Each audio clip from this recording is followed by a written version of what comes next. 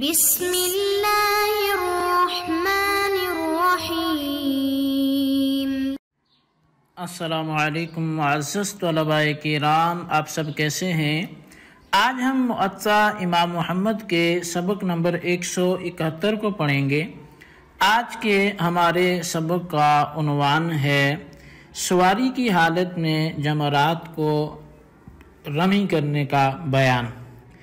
آج کے ہمارے سبق کی جو عبارت ہے وہ باب رمی الجمار راکباً سے شروع ہوتی ہے، اور آج کے سبق میں ہم اس باب کے ساتھ ساتھ باب ما یقول عند رمی الجمار والوقوف عند الجمرتین کہ باب اس بارے میں کہ جمار کو رمی کرتے وقت بندہ کیا کہے گا، اور جمرتین کے پاس وقوف کے وقت بندہ کیا کہے گا۔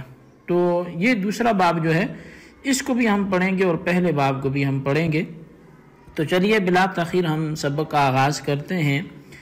مصنف علیہ رحمہ لکھتے ہیں کہ اخبرنا مالک اخبرنا عبد الرحمن بن القاسم عن ابیہ انہ قال ان الناس كانوا اذا رموا الجمار مشوا ذاهبين راجعين واول من ركب معاویہ بن ابی سفیان۔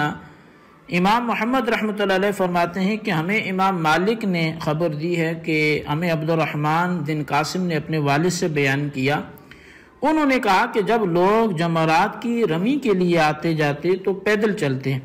سب سے پہلے جس نے یہ کام سوار ہو کر کیا وہ حضرت معاویہ بن ابو سفیان رضی اللہ تعالی عنہما ہیں۔ قال محمد المشی افضل ومن رکب فلا بأس بذالک۔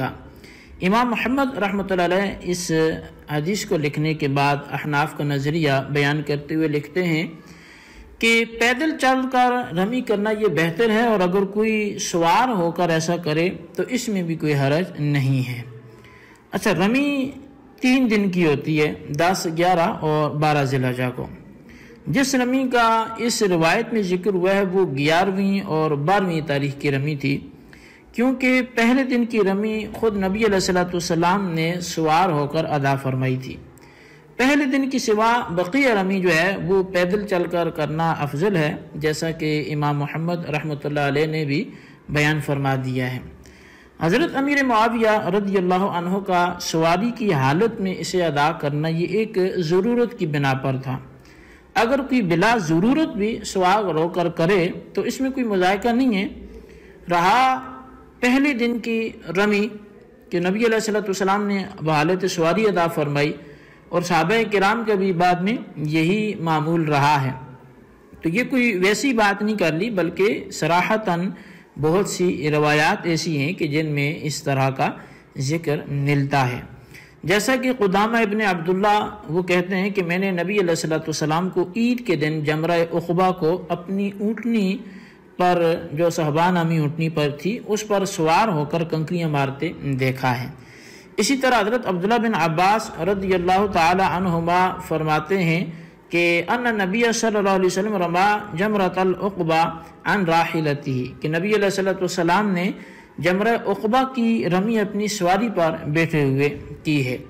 اسی طرح ابو مالک اشجعی کہتے ہیں کہ میں نے ابن حنفیہ کو جو ہے وہ برزون گھوڑے پر بیٹھے رمی کرتے دیکھا ہے۔ اسی طرح حضرت عطا سے روایت ہے کہ میں نے حضرت عبداللہ بن عمر رضی اللہ عنہما کو جمرہ کے نزدیک گدھے پر بیٹھے رمی کرنے کے لیے دیکھا تھا۔ اسی طرح ابن طاؤس اپنے والد سے متعلق کہتے ہیں کہ وہ سوار ہو کر جمرہ کی رمی کرتے تھے۔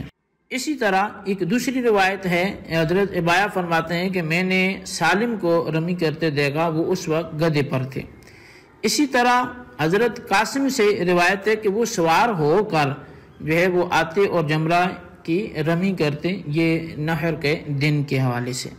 مصنف ابن ابی شیبہ کی یہ کثیری جو روایات تھی وہ آپ کے سامنے بیان کی گئی۔ تو ان تمام آثار اور روایات سے معلوم یہ ہوا کہ جمرہ عقبہ کی رمی وہ خود نبی اکرم صلی اللہ علیہ وسلم نے سوار ہو کر کی۔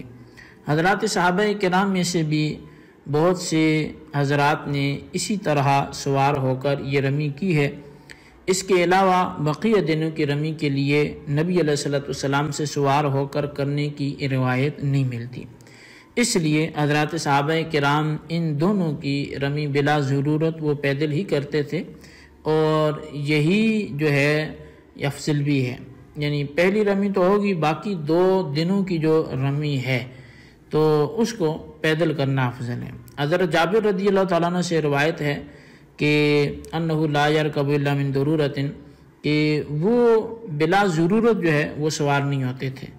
یہ فتح الباری شرح صحیح البخاری کے حوالے سے میں نے روایت پیش کی۔ تو اس سے بھی معلوم ہوتا ہے کہ حضرت امیر معاویہ رضی اللہ تعالیٰ عنہ نے حالت سواری میں جو رمی کی ہے وہ بھی کسی ضرورت کے تحت ہوگی، بلکہ بعض شارحین نے موٹاپا اس کی بھی ایک وجہ بیان کی ہے۔ تو بہرحال بلا ضرورت وہ بھی افضل کام کو نہیں چھوڑ سکتے، تو یقیناً یہاں کی ضرورت پیش آئی ہوگی، جس کی وجہ سے دیکھنے والے نے تو کھڑے کھڑے ان کو دیکھ لیا، لیکن وجہ وہی جانتے ہیں، تو اس لیے بلا ضرورت پیدل چلنے کو نہیں چھوڑا جائے گا، بلکہ پیدل ہی رمی کی جائے گی۔ یہ ہمارا پہلا باب تھا جو یہاں پہ آ کے مکمل ہوا۔ اب ہم دوسرے باب کی طرف بڑھتے ہیں جو آج کے سبق کا حصہ ہے، کہ باب ما یقول عند رمی الجمار والوقوف عند الجمرتین، کہ کنکریاں مارنے اور وقوف جمرات کے وقت بندہ کیا پڑھے۔ تو اس حوالے سے امام محمد حدیث پاک لکھتے ہیں، اخبرنا مالک اخبرنا نافع ان ابن عمر كان يكبر كلما رمى الجمرة بحصاة قال محمد وبهذا نأخذ۔ امام محمد فرماتے ہیں کہ امام مالک نے ہمیں خبر دی ہے، اور وہ فرماتے ہیں کہ ہمیں حضرت نافع نے بتایا کہ حضرت عبداللہ بن عمر رضی اللہ عنہما جمرہ کو ہر کنکری مارتے وقت تکبیر کہتے تھے۔ امام محمد کہتے ہیں کہ اسی پر ہمارا عمل ہے۔ اخبرنا مالک اخبرنا نافع عن ابن عمر رضی اللہ عنہما انه كان عند الجمرتين الاوليين يقف وقوفا طويلا يكبر الله ويسبحه ويدعو الله ولا يقف عند العقبة۔ امام محمد رحمۃ اللہ علیہ فرماتے ہیں کہ امام مالک نے ہمیں خبر دی ہے، اور وہ فرماتے ہیں کہ ہمیں حضرت نافع نے عبداللہ بن عمر رضی اللہ عنہما سے بتایا کہ وہ پہلے 2 جمرات کو رمی کر کے کافی دیر کھڑے رہتے اور تکبیر و تسبیح کہتے رہتے اور اللہ تعالیٰ سے دعا کرتے رہتے، اور آخری جمرہ کی رمی کے بعد نہ ٹھہرتے تھے۔ قال محمد وبہذا نأخذ وهو قول ابی حنیفہ رحمۃ اللہ علیہ۔ امام محمد رحمۃ اللہ علیہ فرماتے ہیں کہ ہمارا اسی پر عمل ہے، اور یہی امام اعظم امام ابو حنیفہ رحمۃ اللہ علیہ کا قول ہے۔ اچھا، جمرات ثلاثہ کی رمی کے لیے قاعدہ یہ ہے کہ جس رمی کے بعد رمی ہو اس سے فارغ ہو کر نہایت خشوع و خضوع کے ساتھ دعا کرے، تکبیر و تحلیل اور تسبیح پڑھے، کیونکہ حدیث پاک کے موافق رمی کرنے والے کو اللہ تعالیٰ نور عطا کرتا ہے۔ اس لیے پہلی اور دوسری رمی کے بعد، یعنی دونوں میں سے ہر ایک کے بعد کچھ دیر ٹھہرنا چاہیے، اور تیسری رمی کے بعد چونکہ رمی نہیں ہے اس لیے اس کے بعد نہ ٹھہرا جائے۔ جب کچھ دیر ٹھہرے تو قبلہ رخ ٹھہرے، ہاتھ اٹھا کر خوب گڑ گڑا کر دعا کرے۔ حدیث پاک میں بھی یہی وارد ہے۔ حضرت زہری سے روایت ہے کہ نبی علیہ السلام جب اس جمرہ کو رمی کرتے جو مسجد خیب سے متصل ہے تو وہاں 7 کنکریاں مارتے، اور ہر کنکری مارتے وقت تکبیر کہتے تھے، پھر کچھ آگے بڑھ کر ٹھہر جاتے۔ آپ کا چہرہ مبارک قبلے کی طرف ہوتا، ہاتھ اٹھے ہوئے ہوتے، اور آپ دعا میں مصروف ہوتے۔ آپ کا یہ ٹھہرنا بہت دیر تک جاری رہتا۔ پھر دوسرے جمرے کی طرف تشریف لے جاتے، اسے بھی 7 کنکریاں مارتے، اور ہر کنکری مارتے وقت تکبیر پڑھتے۔ پھر بائیں جانب نچلی طرف آ جاتے جو وادی سے ملی ہوئی ہے، وہاں قبلہ رخ کھڑے رہتے، ہاتھ اٹھاتے ہوئے دعا کرتے رہتے۔ پھر تیسرے جمرے کی طرف جو عقبہ کے مقام پر ہے وہاں تشریف لاتے، اور اسے بھی 7 کنکریاں مارتے، اور ہر کنکری مارتے وقت تکبیر کہتے۔ پھر واپس تشریف لاتے اور یہاں نہ ٹھہرتے۔ اب امام زہری کہتے ہیں، یہ فتح الباری شرح صحیح البخاری کے حوالے سے میں روایت پیش کر رہا ہوں، باب الدعاء عند الجمرہ، یہ اس کے اندر یہ حدیث لکھی ہے۔ فرمایا کہ امام زہری کہتے ہیں کہ میں نے سالم بن عبداللہ رضی اللہ عنہ سے اسی طرح کی روایت اپنے والد سے کرتے سنا ہے، اور وہ نبی اکرم صلی اللہ علیہ وسلم سے بیان کرتے تھے، اور حضرت عبداللہ بن عمر رضی اللہ عنہما سے بھی ایسا ہی مروی ہے کہ وہ بھی ایسا ہی کرتے تھے۔ تو اب اس روایت میں اجمالاً یہ بیان کیا گیا کہ پہلے 2 جمرات کی رمی کے بعد نبی علیہ السلام وہ طویل وقوف فرمایا کرتے تھے۔ اس طویل وقوف کی مقدار ایک اور روایت میں بیان کی گئی ہے، جسے یہی فتح الباری شرح صحیح البخاری میں ذکر کیا گیا، اور فرمایا گیا کہ وقع تفسیرہ فیما رواہ ابن ابی شیبہ بسناد صحیح عن عطا، کہ یہ رمی کی مقدار جو ہے وہ کیا ہے۔ تو فرمایا اس طویل قیام اور وقوف کی تفسیر اس روایت میں ملتی ہے جو ابن ابی شیبہ نے حضرت عطا رضی اللہ عنہ سے صحیح اسناد کے ساتھ روایت کی ہے۔ وہ یہ ہے کہ حضرت عبداللہ بن عمر رضی اللہ عنہما دونوں جمرات کے پاس سورہ بقرہ پڑھے جانے کی مقدار وہ قیام فرماتے تھے۔